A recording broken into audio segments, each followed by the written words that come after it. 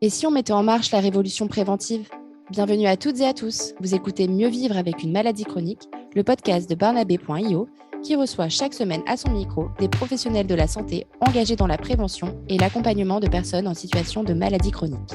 Découvrez leurs témoignages, ils partagent avec nous leurs expériences, leurs pratiques et leurs meilleurs conseils pour agir au quotidien.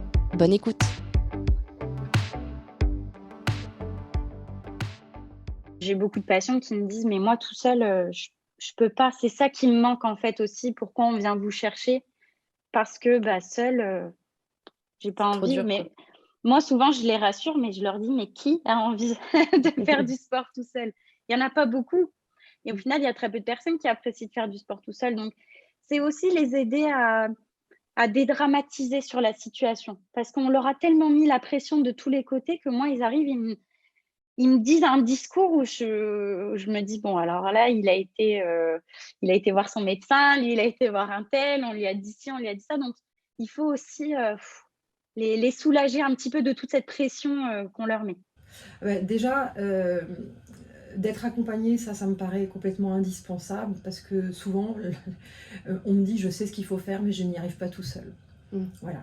Donc ça veut bien dire que les gens ont besoin d'aide. Donc c'est effectivement de pousser la porte du spécialiste, quel qu'il soit, j'allais dire. On se rend compte en fait que les problématiques, elles sont vraiment plurisectorielles, pluridisciplinaires. Et c'est justement le complément de toutes ces approches qui peut parfois donner des résultats intéressants.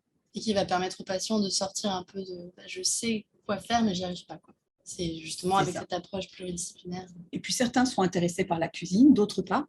Voilà. Et en fait, on essaye d'avoir une palette assez large pour que chacun puisse se reconnaître, en tout cas dans le dispositif. Ok.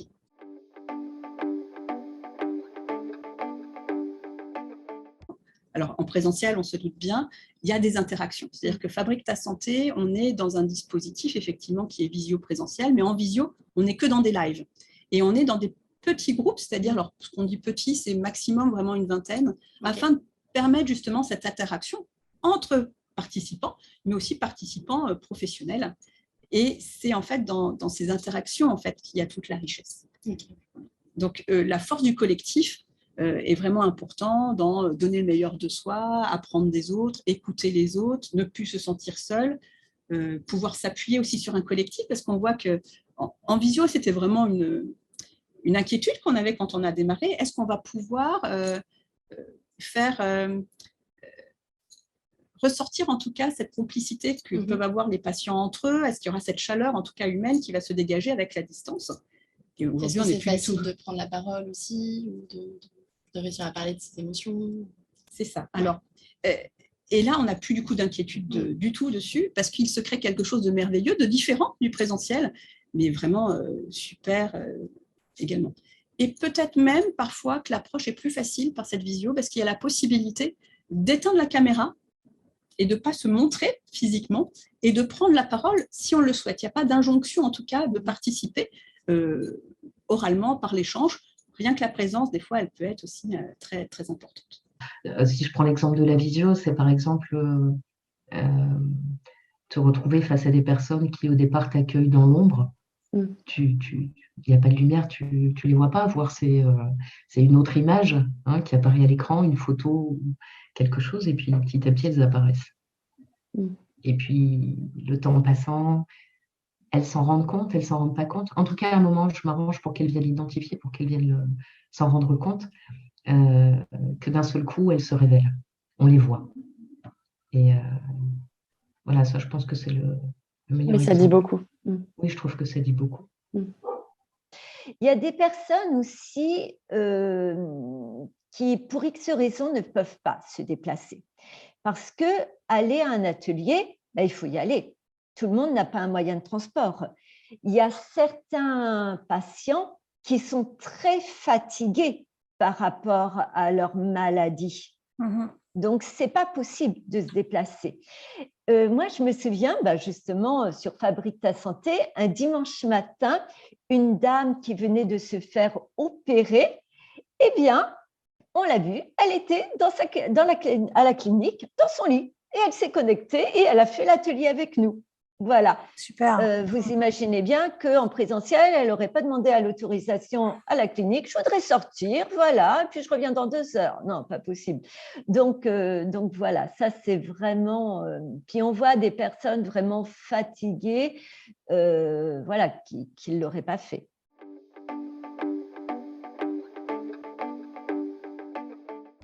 Les bénéfices, en fait, pour le patient, c'est vraiment d'être acteur de sa maladie, de ne pas être mis sur le côté. Ça veut dire les décisions, c'est mon médecin, l'infirmière, tout le monde prend des décisions à ma place. Le bénéfice, c'est vraiment que le patient, il est acteur de sa maladie, il est au centre de sa maladie, il a dans ses mains un levier, des ressources, en fait, pour pouvoir agir en amont.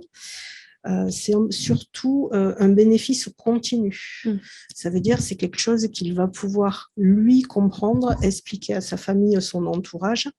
Alors après, personne n'est parfait. Il y a des fois, tout le monde craque. Voilà, il y a des fois, on parlait de l'alimentation.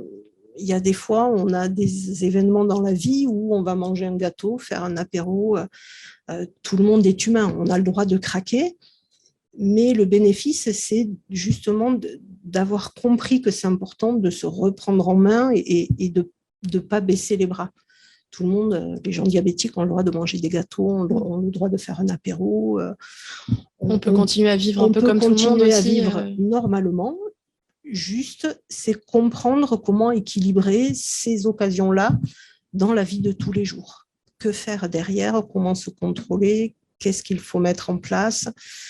Ou trouver de l'aide quand on a besoin. Ça, c'est le processus continu en fait d'apprentissage. Ça ne va pas être juste le jour de l'atelier. C'est quelque chose qui va pouvoir aider le patient à se projeter dans d'autres situations de la vie.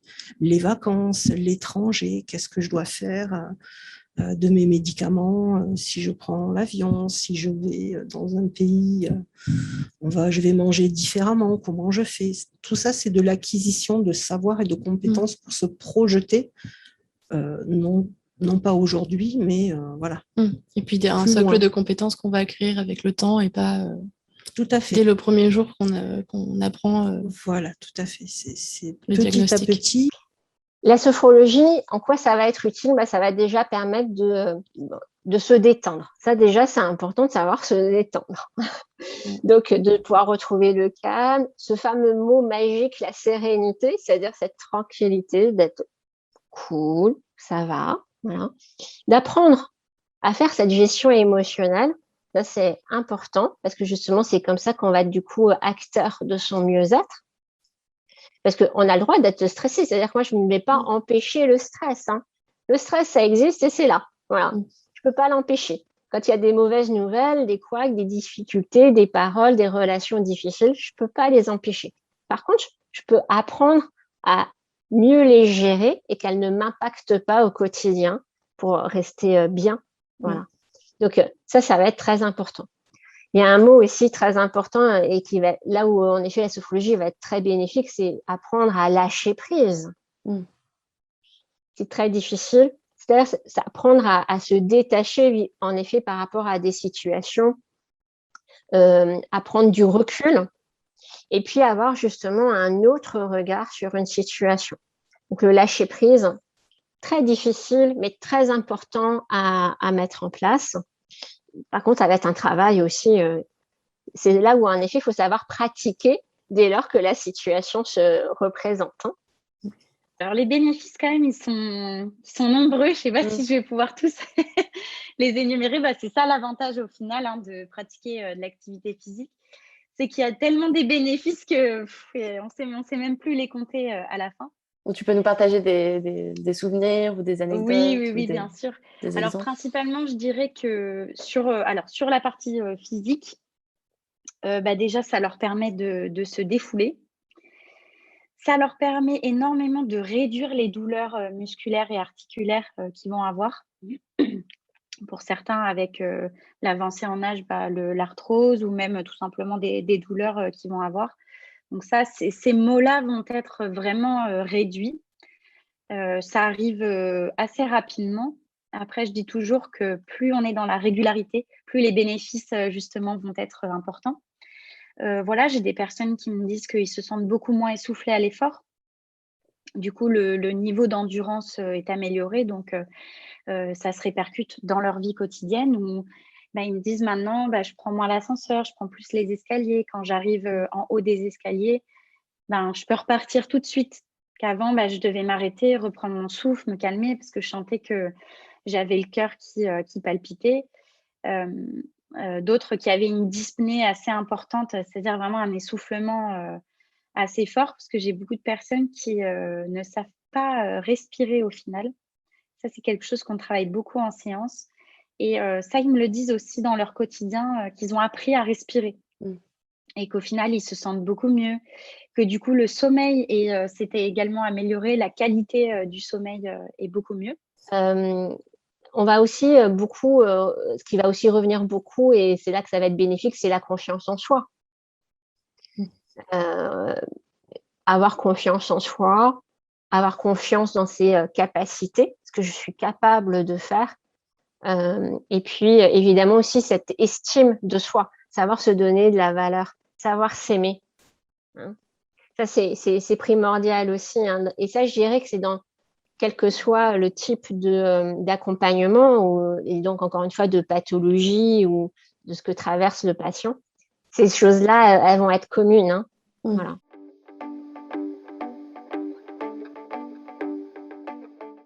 Simplement pour les aider à venir se rencontrer eux-mêmes, à s'observer et à s'apporter les uns les autres. C'est pour ça que j'aime bien travailler en groupe aussi, parce qu'ensemble, on réfléchit des fois mieux, on apprend aussi à s'écouter soi-même, mais aussi à écouter les autres. Et ça enrichit forcément notre réflexion, mais aussi notre humanité. Il y a vraiment un échange dans le groupe en disant « Oh, voyons, cette couleur, mais qu'est-ce qu'elle te va bien, elle fait ressortir tes beaux yeux bleus. » Ah ouais, c'est vrai, je les regardais plus, mes yeux bleus. En fait, au fur et à mesure des séances, les personnes retrouvent le sourire aussi. Et des fois, le plaisir de voir des personnes qui ne touchaient plus le miroir depuis longtemps, se l'approprier, se regarder même assez longtemps. Bien sûr, l'idée, c'est évidemment de faire en sorte que les gens se connaissent, se rencontrent, échangent, partagent, et jouent. Et reprennent du plaisir, en fait, dans leur vie, malgré la maladie.